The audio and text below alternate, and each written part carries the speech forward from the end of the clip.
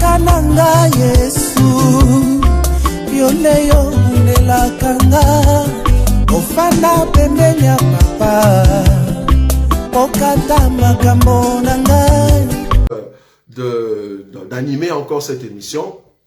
Partout où vous êtes, nous vous saluons, vous qui êtes en Afrique, ici en Europe, aux États-Unis, que ce soit au Canada, que ce soit à l'Australie, partout où vous suivez cette émission, que le Roi des Gloires vous bénisse.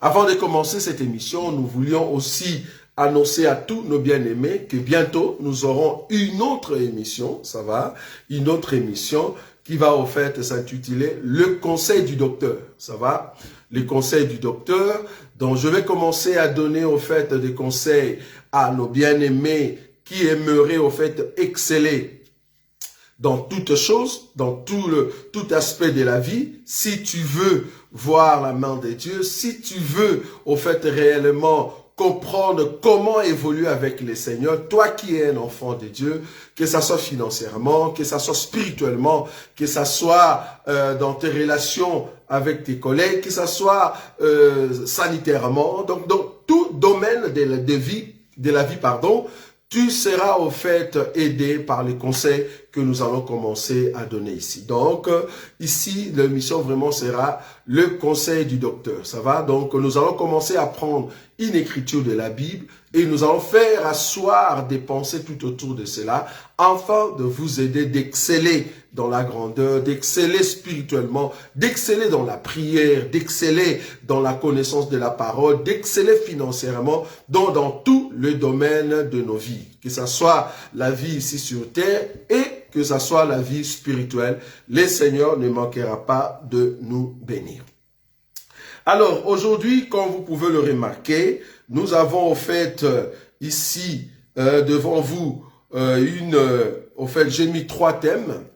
Les 3 thèmes, c'est vraiment pour aider le peuple de Dieu au fait à reconnaître ce que le Seigneur est pour eux, à reconnaître ce que la gloire de Dieu peut nous accorder dans sa présence, parce que Jésus est Seigneur, vous voyez? Parce que nous croyons que le Roi des gloires qui ne cesse de donner sa bonté à ses enfants, il veut que nous tous qui sommes là, nous puissions être un peuple solide à chaque instant. Donc, aujourd'hui, nous avons 3 thèmes sur notre table. Et le premier thème ici, je voulais vraiment aider nos bien-aimés à comprendre qu'il y a des assemblées où il ne faut pas entrer. C'est-à-dire, si vous entrez dans une assemblée, là où on loue un homme, mais il ne faut pas entrer. Il ne faut pas entrer là-bas. Pourquoi? Parce que c'est l'homme qui sera vénéré, c'est l'homme qui sera loué, c'est l'homme qu'on élève. Donc, il ne faut pas entrer dans cette assemblée-là. Vous voyez? Donc, il ne faut pas entrer. Il faut chercher une assemblée où Jésus est élevé en gloire. Vous comprenez? Là où Jésus est Seigneur, Jésus est le Roi des gloires. Alors, vous allez écouter des propos ici dans cette émission BTATA, parce que nous avons déjà martelé la fois passée, mais nous voulions quand même revenir là-dedans, comprendre qu'il y a beaucoup de bien-aimés qui se disent chrétiens, mais malheureusement, on a compris que ce ne sont pas des chrétiens. Pardon, ce sont plutôt des gens qui sont entrés dans les choses de Dieu et qui, à un moment, insultent Dieu sans le savoir. Insultent Dieu par leurs propos. Et il y a même une réflexion, il y a même un frère qui a fait une réflexion que j'ai aimée, que nous allons mettre ici. Écoutez en tout cas les propos de ces 2 pasteurs des églises de Branham, de branhamistes. En tout cas, je n'ai pas dit que peut-être tous les branhamistes sont faux. Non, c'est pas ce que j'aimerais dire ici. Mais j'aimerais quand même dire, partout dans toutes les assemblées, dans toute croyance, il y a toujours des faussetés. Et c'est à vous de le détecter. Vous voyez? Donc, là où vous partez, là où vous entrez, si vous voyez que dans cette assemblée, c'est l'homme qu'on vénère, c'est l'homme qu'on met au-dessus de toutes choses, ben sortez. Sortez. Donc ici, par rapport à ces 2 pasteurs que je vais mettre ici rapidement, vous allez voir que si vous allez dans leur assemblée, ben ils vont aller élever au fait un homme. Quand on élève un homme, c'est la malédiction qui vient devant tout le monde. Donc évitez d'entrer dans une assemblée où c'est l'homme qui est élevé. N'entrez pas. Si tu remarques seulement ça sort.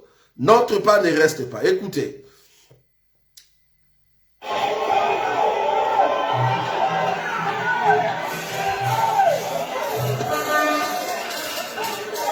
Il ne faut pas comparer ce Dieu. Le Dieu de Branham est incomparable. Attachez vos ceintures. Frère Branham est le chemin, la vérité, la vie. Le chemin, c'est Frère Branham. La vérité, c'est Frère Branham. La vie aujourd'hui, c'est Frère Branham.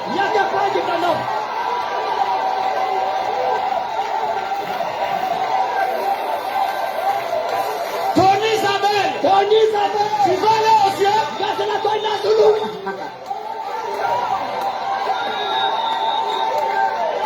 Pourquoi tu crois facilement les choses de la terre? Est-ce qu'à venir tu sais c'est un homme? Est-ce que tu sais c'est un homme? Mais pourquoi tu crois que l'avenir devient un homme? Est-ce que toi ici c'est pas le nom de quelqu'un? Raza c'est pas le nom de quelqu'un? La ville aujourd'hui c'est un homme.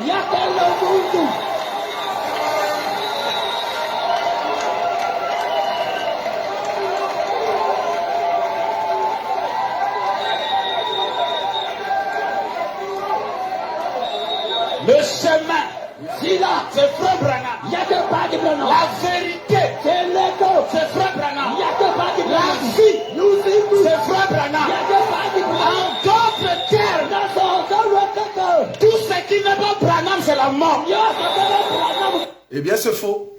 C'est faux. Donc, déjà, vous entrez dans une assemblée. C'est pas Jésus qu'on élève. On l'entend. Et les gens sont là, ils crient. Vous voyez? Les gens sont là, ils applaudissent. Ils pensent que ce qu'il dit est vrai. Non. Il dit le chemin, la vérité et la vie, c'est Branham. Tout ce qui est en dehors de Branham, ben c'est la mort. Mais attendez, c'est quel blasphème. Je me dis, bon, parce que bon, c'est là-bas que je comprends que nous ne sommes pas dans des pays chrétiens ou laïcs. Parce que si on était dans un pays de musulmans, tu dis ça contre Mahomet. Mais attendez, on va pendre ces messieurs-là. On va les pendre. On les prend devant tout le monde, on les pend. Comment tu peux dire que c'est un homme qui est le chemin, la vérité et la vie, alors que sa tombe se trouve aux États-Unis? Il est mort. Moi, normalement, j'ai de pouvoir. Je suis plus considéré que Branham. Je suis plus considéré que Branham. Vous voyez? Parce qu'en réalité, un chien vaut mieux qu'un lion mort. S'il était lion, bon, parce que l'écriture, normalement, nous avons l'explication. Parce que pour que moi j'aie la valeur, en réalité, dans la révélation, pour que j'aie la valeur, fallait que les lions meurent. Est-ce que vous comprenez? Parce que les lions en question, c'est le Seigneur Jésus. Lui qui est mort, il m'a donné la valeur, moi qui suis un chien. Ça, c'est dans la révélation. Mais sur terre, si Branham était un prophète, mais il est mort. Moi, j'ai de la valeur parce que je respire encore. J'ai de la valeur plus que Branham. Maintenant, élever un homme comme ça, même si lui-même était vivant, il allait vraiment regretter que c'est vraiment les Congolais qui l'élèvent, quoi. Pas les Blancs. Je n'ai pas encore vu de Blancs qui parlent comme ça. Que des Noirs, de Congolais. Si pas des Congolais, des Africains. Que des Noirs qui élèvent un Blanc. J'aimerais qu'on puisse élever même Kimbangu ici en Belgique. Dans une église où ce sont des Blancs qui disent Kimbangu. En dehors de Kimbangu, c'est de la mort. Donc des Blancs, église des Blancs qui élèvent quand même Kimbangu.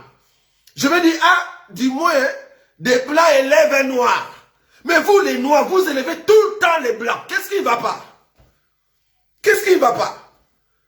Donc là, vous confirmez ce que lui-même Branham avait dit. Lui-même Branham a dit que l'homme noir est inférieur à l'homme blanc. Voilà. Ça, c'est l'infériorité. Comment vous pouvez élever un homme comme ça? Plus grave encore, peut-être, tu n'as pas encore compris. Remarquez encore un autre. C'est lui qu'on aimait trop avec ses chansons. On croyait que c'était la révélation. En tout cas, quand on était encore vraiment dans ce qu'on appelle des églises de réveil, on croyait que cet homme avait vraiment la connaissance. Mais écoutez ce qu'il dit ici, ça m'a vraiment écœuré, comme on dit. C'est grave, c'est grave. Écoutez. Jésus s'est fondu dans Branham. Jésus a pris la forme de Branham. C'est cela qui change nos vies. Que quelqu'un crie Alléluia. Donc le fait que Jésus se fondu dans le corps de Branham, c'est ça qui change sa vie. Et si Jésus est en moi et que je prêche Jésus, ça ne va pas changer sa vie. Mais le fait que Jésus se fondu dans la vie de Branham, ça change sa vie. Donc il prend Branham, c'est la réincarnation de Jésus. Il faut sortir de là. Qu'est-ce que vous faites là-bas? Écoutez, c'est grave.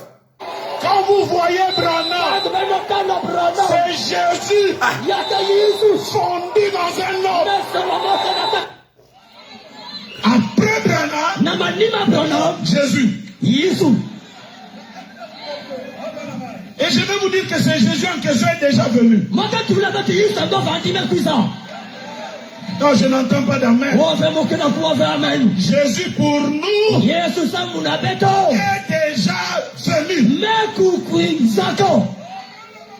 Les pentecôtistes vont manger la chair.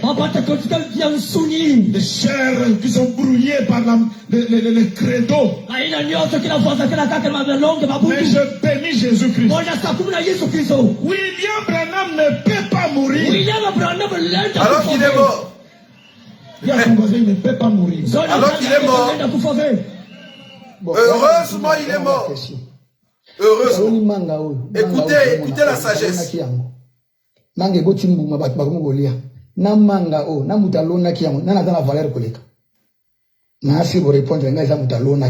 Ça, c'est la sagesse. Deuxième question. Papa Boti Mwana na atangisi a nyokwami. Mwana j'ai classe à Silisi, a joué diplôme. A comme konzi député, ministre.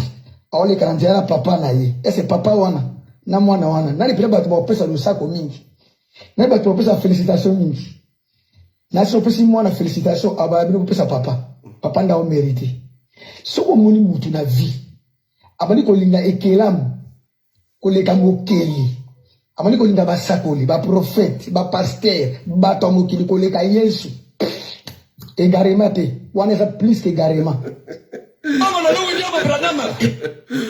Ah, ça c'est grave.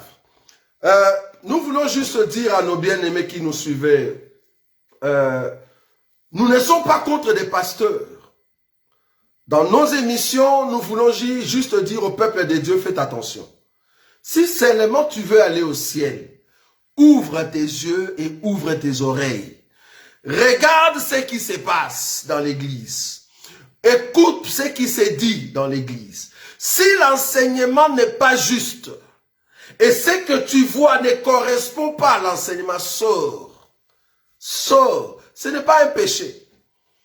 Je ne te dis pas de sortir dans un endroit parce que tu as eu un problème avec un frère et tu veux mettre ce problème-là sur le pasteur. Non, c'est pas ce que je dis ici. Parce qu'il y a d'autres personnes, ils sortent de l'église parce qu'il y a une sœur, elles se sont chamaillées. Avec la discussion avec la sœur, elle va sortir et elle commence à diaboliser l'église. Non, c'est pas ce que je dis ici. Dans une assemblée, il y a deux éléments qu'il faut regarder pour rester dans cette assemblée-là. Premier élément, c'est l'enseignement. Si l'enseignement est bon, gloire à Dieu. Deuxième élément, regarde si l'homme de Dieu respecte l'enseignement. Même si les gens, le frère à l'église, le sœur à l'église ne sont pas bien, mais si le pasteur enseigne pour que les gens changent, un bon enseignement et lui-même respecte l'enseignement, reste dans cette église-là, ça va t'amener au ciel. Ne sors pas. Ça, c'est un conseil gratuit, bien-aimé. Un conseil gratuit. Tu vas commencer à changer église après église. Tu vas penser que c'est vraiment une bonne pensée, mais en réalité, non. Parce que nous, les Africains, apparemment, il y a les côtés émotionnels qui dominent. Vous aimez trop les côtés émotionnels. Or, tous ceux qui sont émotionnels ne vont pas aller au ciel. En tout cas, beaucoup de ceux qui vont former le corps de la Vierge folle, ce sont des personnes aujourd'hui qui sont des émotionnels. En tout cas, la Vierge folle, parmi tous ces groupes-là, il y aura une grande partie de ceux qui sont émotionnels. Ils regardent l'assemblée par émotion. Vous venez à l'église par émotion. J'aime beaucoup quand on chante. J'aime beaucoup quand on rit. J'aime beaucoup. Donc tu vois, c'est côté émotionnel. Mais les côtés spirituels, tu n'es pas fort. Quand on dit la prière, tu viens prier émotionnellement. Ça veut dire, quand tu pries, il y a les émotions qui montent. Non. Quand tu pries, commence à élever ton esprit dans la présence de Dieu. N'élève pas ton émotion. Des églises de Branham, ce sont des émotionnels. Quand on cite les noms de Branham, tout le monde, waouh. Quand on cite les prophètes, waouh. Ça, c'est l'émotion, ça. C'est quoi ça? Normalement, quand on cite Jésus, quand on cite l'enseignement, quand on explique exactement l'enseignement, c'est là-bas que nous crions. Parce que nous voyons la face de l'époux. Mais si l'époux n'est pas dévoilé, pourquoi vous criez par rapport au nom de Branham? Vous irez en enfer. Ça, vous voyez? Parce que vous êtes des émotionnels. Vous allez rater l'enlèvement. Des églises comme ça, des assemblées comme ça, sortez là-bas. Ne restez pas. Sortez. Sortez. C'est grave ça. Donc vous voyez qu'une église, a dit un bien-aimé ici, qui est représentée comme la reine, parce que Jésus c'est le roi, Jésus est parti. Il nous a dit qu'il arrive. Nous qui sommes la reine qui se prépare pour le mariage, nous commençons maintenant à aimer les eunuques. Les hommes que Dieu a laissés comme serviteurs. Ah, donc tu sors avec les serviteurs du roi, quoi. Les branhamistes, en tout cas pas tous. J'ai bien dit ici, pas tous. Les branhamistes qui sortent avec les serviteurs, que nous à Lingala on appelle boy. Quelle honte à vous. Un boy de la maison, vous sortez avec elle. Quelle honte. C'est comme la mère de la maison sort avec boy. Quelle honte. Donc tu sors avec les serviteurs. C'est lui qui nettoie la maison. C'est lui qui prépare la maison. C'est lui qui dit à la femme, je veux préparer la nourriture pour que tu manges. Toi tu sors avec ces messieurs-là. C'est ça en fait cette assemblée. Une assemblée qui loue les serviteurs. Ça va pas. Alors que les maris arrivent, il faut que les serviteurs nous fassent voir plutôt le mari. Il doit nous montrer comment regarder vers le mari. Et non pas lui-même. En tout cas, je ne pense pas que Branham a fait cela. Et non pas vous autres, vous poussez comme ça à élever les serviteurs. Pourquoi? Parce que vous ne voyez plus la face de l'époux, c'est ça. Même la photo de l'époux, vous n'avez pas. Parce que nous voyons sa face tout le temps, dans les enseignements. Parce que l'enseignement décrit la face de l'époux. Et à chaque fois que nous entrons dans l'enseignement, nous voyons la face de l'époux. Et c'est là-bas que nos regards sont vers l'époux, et non pas vers les serviteurs. Non. Dans une assemblée où les serviteurs est élevé au-dessus de Jésus, sortez. Sortez. Quand tu vois dans une assemblée ce qu'on appelle culte de personnalité. Parce que j'ai vu ça même dans des assemblées de saints. Dans des assemblées de saints, on a vu même des pasteurs assis dans une chaise différente avec le peuple. En tout cas, moi, j'aimerais voir une écriture comme ça. Là où on nous dit qu'aujourd'hui, après la croix, si nous sommes dans une assemblée, les chaises des ministres doivent être différentes. Je n'ai pas vu ça, moi. En tout cas, moi, dans ma Bible, je n'ai pas vu ça. Que non, les pasteurs, là où ils sont assis, leur chaise doit être différente. On doit mettre une table, soi-disant l'honneur. En tout cas, moi, j'aimerais voir ça. En tout cas, je comprends par rapport à la bouteille d'eau. Parce qu'il y a une personne qui va dire, la bouteille d'eau. Mais la bouteille d'eau, parce que le monsieur qui parle devant, parce qu'il n'y a pas que le pasteur, il y a aussi quand même le président du culte. Il a quand même besoin, parce qu'il a chanté, même les chantres aussi, ils peuvent boire de l'eau. Ça, il n'y a pas de souci. Le souci ici, c'est la chaise, le fauteuil. Parce que vouloir ou pas, le fait déjà que vous avez dans votre pensée que le fauteuil du pasteur doit être différent du peuple, mais demain ou après-demain, vous allez mettre de Louis XIV, comme dans d'autres assemblées. C'est quoi la différence? Parce que l'autre chaise est Louis XIV, et maintenant toi, tu as mis la chaise différente, une chaise confortable. Et maintenant, les peuples qui sont là, ils n'ont pas besoin d'avoir des chaises confortables. On comprend que c'est l'esprit au fait. C'est l'esprit dans votre tête que le pasteur est différent du peuple. Donc il faut 100 mètres de coudées. Vous voyez? 100 mètres de coudées, c'est-à-dire une différence entre le peuple et nous. On doit nous donner une valeur. C'est bien. La valeur en soi, on ne la demande pas comme ça. La valeur d'un homme de Dieu se voit par le sérieux. La valeur d'un homme de Dieu se voit par le respect de l'enseignement. La valeur d'un homme de Dieu se voit par rapport à comment il vit l'enseignement et comment il vit dans la prière. C'est pas à toi de créer ta valeur. Même si tu mettais des chaises, même si tu mettais, je ne sais pas moi, tout autour de toi, c'est pas ça qui donne la valeur. Tu vas te donner une valeur en toi-même, mais c'est pas ça qui te donne la valeur devant Dieu. La valeur que Dieu te donne, c'est parce que tu répètes exactement ce que Dieu t'a dit de répéter. C'est ça dans ta valeur. Donc la valeur, ce ne sont pas les chaises. Donc évitez d'entrer dans ces jeux-là de culte de personnalité. Nous tous, nous sommes d'abord frères.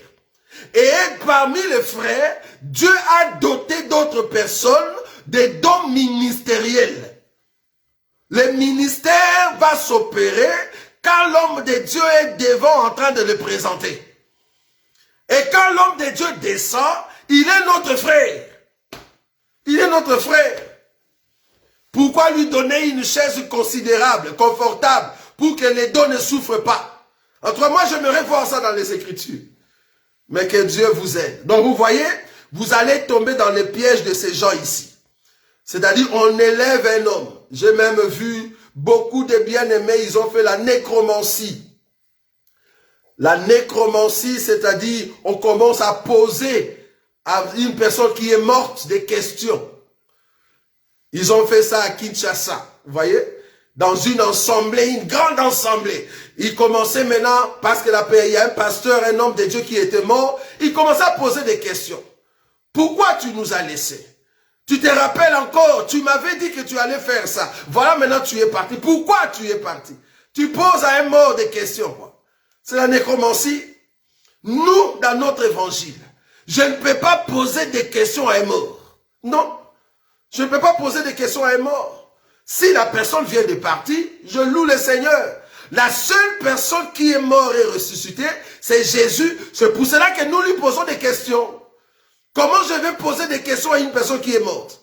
Même moi qui vous parlais aujourd'hui, si Dieu permettait que je puisse partir, si Dieu permettait qu'un jour que je me repose, ne me posez pas de questions. Ne me posez pas de questions. Dites seulement merci Seigneur Jésus, parce que tu nous avais donné un homme de Dieu comme Roger Boulet. Ne rajoute pas une parole après. Ne commencez pas à me poser des questions. Tu m'avais appelé, il fallait venir. Non. Si tu veux me poser des questions, pose-moi des questions maintenant. Pose des questions maintenant. Mais après ma mort, ne me pose pas des questions. Parce qu'il est interdit de poser des questions à un mort. Quand je veux me reposer, je ne veux pas qu'on me dérange avec des questions.